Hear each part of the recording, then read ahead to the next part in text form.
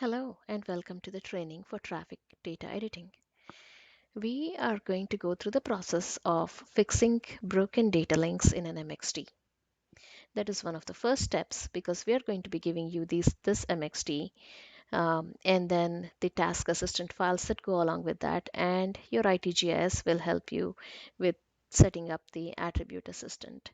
For now, what we will do is open up this MXT.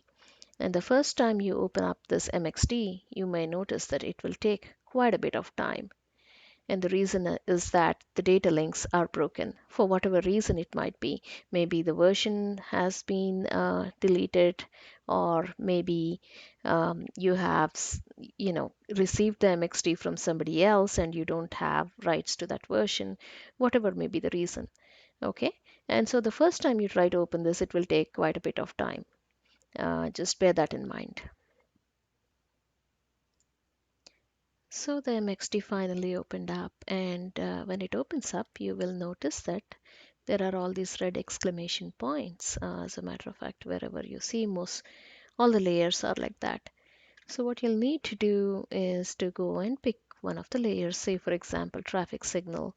Give a right click on that, and then you can say data, repair data source.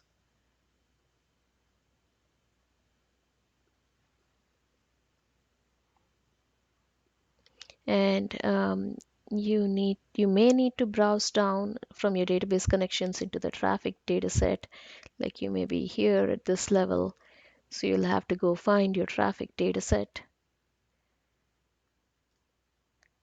and then look for traffic signal. Select that and say add. What this is going to do is fix all of your data links, and this step also may take a couple of minutes. So once all of the layers show up, you'll be able to see your data.